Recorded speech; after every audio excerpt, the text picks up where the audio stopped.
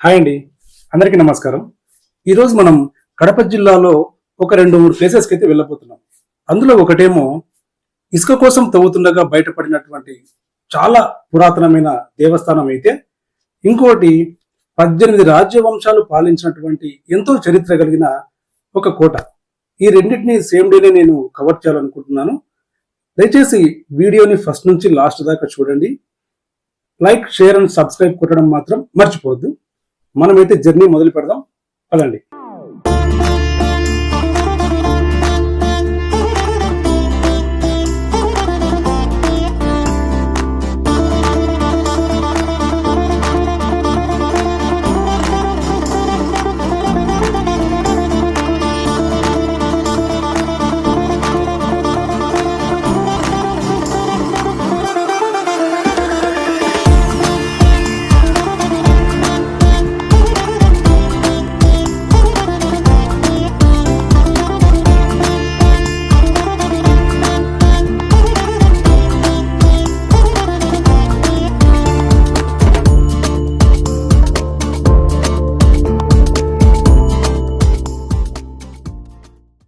మనం కడప జిల్లా సిద్ధవటానికి 6 కిలోమీటర్ల దూరంలో జ్యోతి అనే గ్రామంలో ఉన్న శివాలయాలకు వెళ్తున్నాం. దారిలో వెళ్తుండగానే కొన్ని మంటపాలు మనకు కనిపిస్తాయి. దాదాపు శిథిలావస్థకు చేరుకున్న ఈ రాజగోపురాన్ని మనం చూడొచ్చు.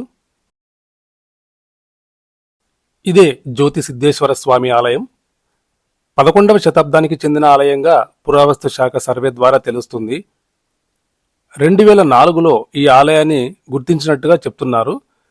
స్థానికులు ఈ ప్రాంతంలో ఇసుక తవ్వకాలకు వచ్చినప్పుడు ఈ ఆలయం బయటపడిందని, ఆ విధంగా మొత్తం ఆలయాన్ని వెలికి తీసినట్టుగా చెప్తున్నారు.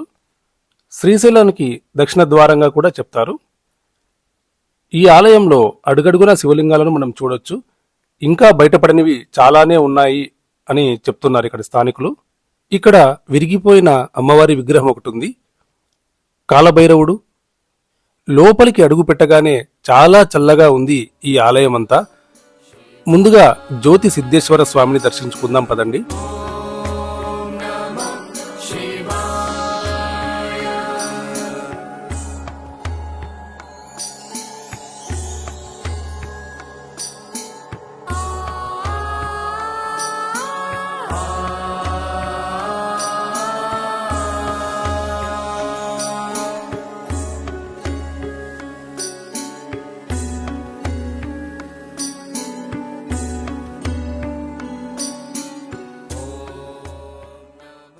గర్భగుడిలో మీరు అబ్జర్వ్ చేస్తే పైన దంతెలతో నిర్మించారు. ఇన్నేళ్ల పాటు ఆ దంతెలు ఏమీ డ్యామేజ్ అవ్వకుండా ఉండడం కూడా విశేషమే అని చెప్పాలి. ఈ ఆలయం మొత్తం అంటే ఈ స్తంభాలు కాకుండా మిగతా అంతా ఇటుకలతోనే నిర్మించారు. మళ్ళీ ఈ ప్రధాన ఆలయం మాత్రం రాతి కట్టడమే. ఇక్కడ వర్షం నీరు, అభిషేకం నీరు వెళ్ళటానికి చుట్టూ గ్యాప్ కూడా పెట్టినట్టు మనం గమనించవచ్చు. లోపల ఈ ఆలయాన్ని చూస్తే ఎంతో పెద్దగా విశాలంగా అనిపిస్తుంది, కానీ బయట నుంచి చూస్తే చాలా చిన్నగా ఉన్నట్టుగా అనిపిస్తుంది.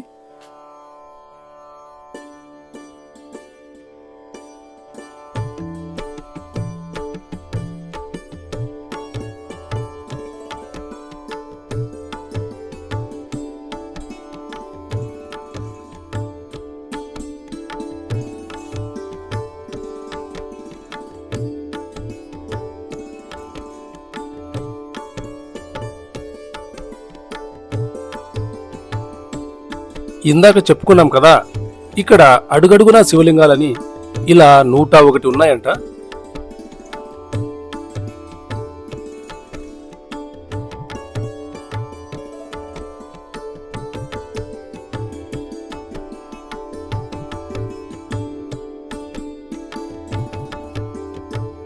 ఇక్కడ అమ్మవారు కామాక్షి దేవిగా కొలువై ఉన్నారు. ఈ ఆలయం అయితే ఎప్పుడు శిథిలమవుతుందో అన్నట్టుగా ఉంది, కానీ ఇక్కడ అమ్మవారు చాలా కలగా ఉన్నారండి.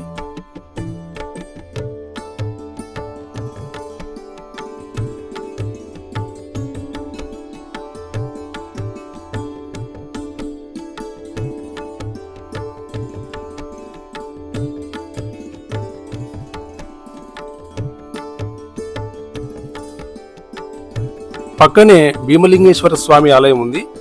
సిద్ధేశ్వరుడన్నా భీమలింగేశ్వరుడన్నా అన్నీ ఆ శివయ్యే.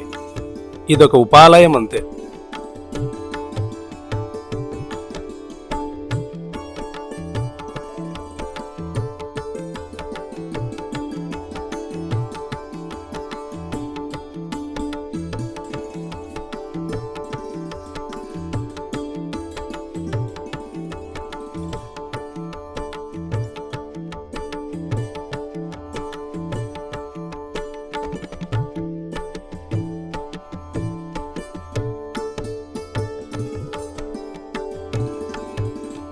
ఈ జ్యోతి ఆలయాలు టీటీడీ శ్రీశైలం దేవస్థానాలు డెవలప్ చేసే విధంగా ప్రాసెస్ స్టార్ట్ అయింది అన్నారు.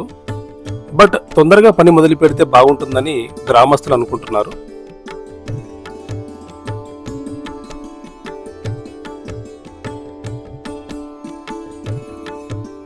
ఇక్కడ కాలభైరవ స్వామికి సపరేట్ గా ఒక షెడ్ అయితే నిర్మించారండి. ఈ చుట్టూ కనిపించే ప్రాంతమంతా ఈ ఆలయానికి సంబంధించింది అని చెప్తున్నారు. గుళ్ళో ఒక్క శివలింగం చూస్తేనే మనం పులకించిపోతాం. అలాంటిది ఇక్కడ ఇన్ని కనపడుతున్నాయి. కాకపోతే ఈ స్థితిలో చూస్తుంటేనే కొంచెం బాధగా ఉంది. ఇక్కడ ఇంకా ఎన్నో విశేషాలు ఉండొచ్చు. ఎందుకంటే ఇసుక కోసం తవ్వినప్పుడు ఇంత పెద్ద ఆలయం బయటపడుతుందని ఎవరు ఊహించుండరు. ఈ నెలలో ఇంకా ఎన్నో అద్భుతాలు దాగున్నాయనే నాకు అనిపిస్తుంది. ఈ జీర్ణమైన దేవాలయాలను మళ్లీ సరికొత్తగా రూపుదిద్దుకున్నప్పుడు ఒకసారి వచ్చి వీడియో తీయాలనుకుంటున్నాను. ఆ శివయ్య దయ ఉంటే నా కోరిక ఏమీ పెద్ద దూరంలో లేదనిపిస్తుంది.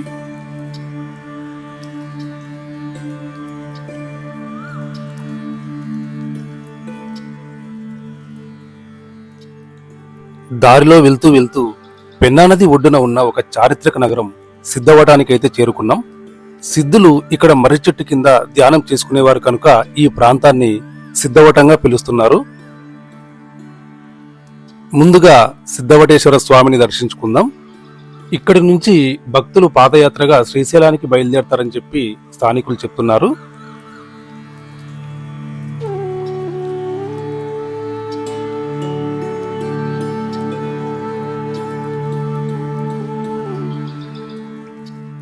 సామాన్య శక పూర్వం 30-40 సంవత్సరాల మధ్య కాలంలో దాదాపు 36 ఎకరాల్లో ఈ సిద్ధవటం కోటను నిర్మించారు. ఈ కోటను 18 రాజవంశాలు పాలించాయి. మౌర్యుల దగ్గర నుంచి ఈస్ట్ ఇండియా కంపెనీ వరకు 18 సార్లు ఈ కోట చేతులు మారుతూ వచ్చింది.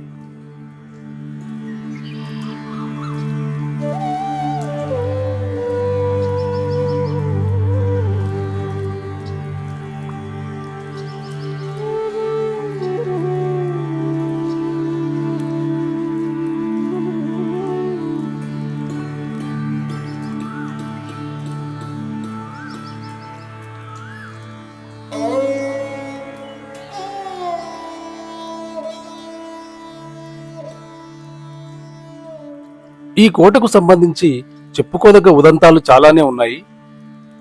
ఈ కోట ముందుగా మట్టితో నిర్మించినప్పటికీ 13వ శతాబ్దంలో మట్లి అనంతరాజు ఈ కోటను శత్రు దుర్భేద్యమైన రాతి కోటగా మార్చాడు.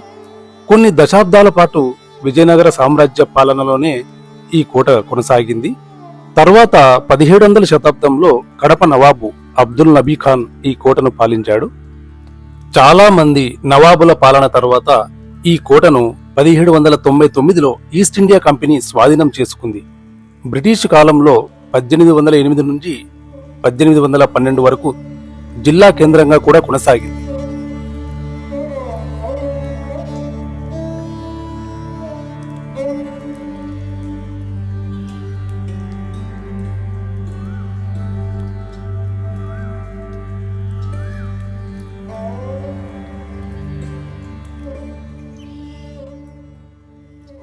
కాకపోతే తరచూ పెన్నా నదికి వరదలు రావటం వల్ల రాకపోకలకు ఇబ్బంది ఏర్పడి కడపను జిల్లాగా చేశారు. ఇవన్నీ కాకుండా 1505లో ఈ ప్రాంతాన్ని సంబెట గురవరాజు అనే సామంతరాజు పాలించేవాడు. డబ్బు కోసం ప్రజలను పీడించేవాడు. ఇవ్వకపోతే రకరకాల ఘోరమైన శిక్షలు విధించేవాడు. స్త్రీల యొక్క సనాలకు చిరతలు పట్టించేవాడు. అంత ఘోరమైన రాజు ఆగడాలను విజయనగర సామ్రాజ్యం దృష్టికి తీసుకెళ్లాలని కూచిపూడి భాగవతులు నిర్ణయించుకున్నారు. ప్రదర్శన రూపంలో అక్కడ జరిగే అకృత్యాలను వీర నరసింహరాయలు గారికి అంటే కృష్ణదేవరాయలు గారి అన్నగారికి తెలియజేశారు. వెంటనే ఆయన సైన్యాన్ని పంపి గురవరాజును బంధించి ఉరిశిక్ష విధించారు. స్త్రీల పట్ల ఇటువంటి అకృత్యాలకు పాల్పడే వారికి ఎటువంటి శిక్షలు విధించాలో విధించేవారో విజయనగర రాజులు అప్పట్లోనే చేసి చూపించారు. అందుకేనేమో రాయలు వారిని వారి వంశాలను నేటికీ మనం గుర్తు చేసుకుంటుంటాము. ఇంతటి ఘనచరిత్ర, ఇన్ని రాజ్య వంశాలకు నిలవు ఈ సిద్ధవటం కోట.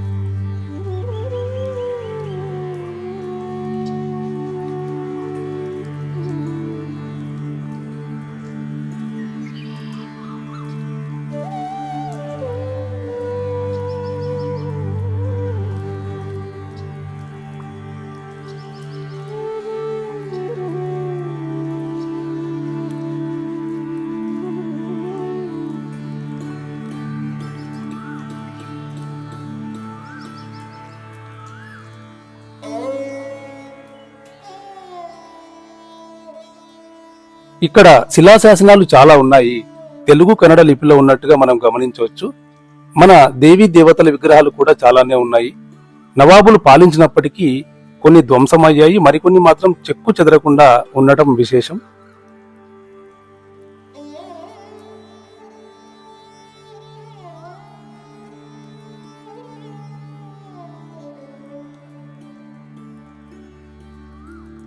చూస్తున్నారు కదా అప్పటి శిల్పుల శిల్పకళా నైపుణ్యం. ఒకటి కాదు, రెండు కాదు, కొన్ని వందల శిల్పాలు ఇక్కడ ఉన్నాయి. చాలా అండర్ రేటెడ్ ఫోర్ట్ అనే చెప్పాలి.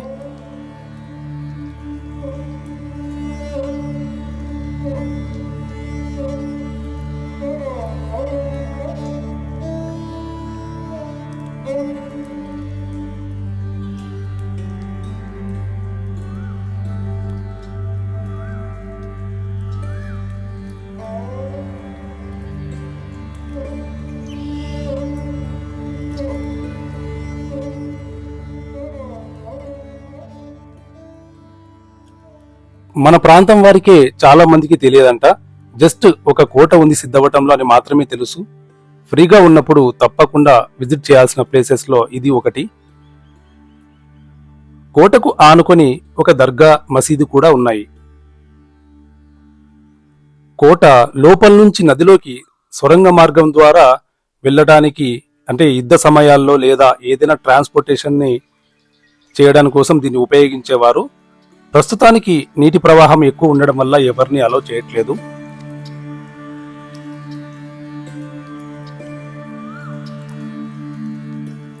ఇక్కడ నవాబులు పాలించినప్పుడు కోట కట్టడాలని పెద్దగా తొలగించకుండానే, అంటే చిన్న చిన్న మార్పులు చేసుకునే పాలించడం మనం గమనించవచ్చు. కోటలోని పైభాగానికి వెళ్లి చూస్తే ఎంత క్వాలిటీగా ఉందో తెలుస్తుంది. చాలా పటిష్టంగా ఉంది దీని పైకప్పు. కొంచెం కూడా డ్యామేజ్ అయినట్టుగా మనకు కనపడదు. వ్యూ మాత్రం చాలా బాగుంది పైనుంచి. ఈ కోట కట్టిన వాళ్ళ పేర్ల కంటే ఇక్కడికి వచ్చే ప్రేమ పక్షుల పేర్లే ఎక్కువగా కనపడుతున్నాయి ఈ గోడల మీద. వీళ్ళు మారరు. సిద్ధవటం అంటే కోట ఉందని విన్నాను, కానీ ఇంతటి చరిత్ర ఉందని నేను ఊహించలేదు. నిజంగా ఒక మంచి ప్లేస్ అయితే నేను కవర్ చేశాను. బట్ ఒక చిన్న డిసప్పాయింట్మెంట్ ఏంటంటే, రంగనాథ స్వామి ఆలయం అని ఈ ఊర్లో ఇంకొక ప్రముఖ పుణ్యక్షేత్రం ఉంది. కాకపోతే ఆలయం రిపేర్లో ఉండడం వల్ల నేను కవర్ చేయలేకపోయాను. అది తప్ప మిగతాదంతా మంచి ట్రిప్గానే నేను ఫీల్ అవుతున్నాను. అలా సిద్ధవటం యాత్ర పూర్తయింది. దారిలో వెళ్తున్నప్పుడు కడపకు 10 కిలోమీటర్ల దూరంలో ఒక శివాలయం ఉందని చెప్పారు. ఆ ఆలయాన్ని కూడా చూపించమని ఒక వ్యక్తి మాకు సలహా ఇచ్చారు. అదేనండి రామా తోట. దీన్నే వాటర్ గండి అని కూడా అంటారు. చాలా విశాలమైన ప్రాంగణం, పెద్ద పెద్ద వృక్షాలతో ఉంది ఈ ప్రాంతం. ఇప్పుడు కొత్తగా నిర్మిస్తున్నట్టున్నారు, కానీ దీనికి చాలా చరిత్ర ఉందని చెప్పి ఇక్కడ స్థానికులు చెప్తున్నారు.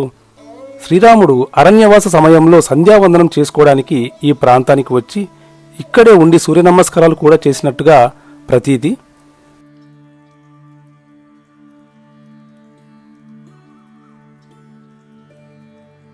ఈ ఆలయంలోని శివలింగాన్ని కూడా శ్రీరాముల వారు ప్రతిష్ఠించినట్టు ఇక్కడ పురాణం.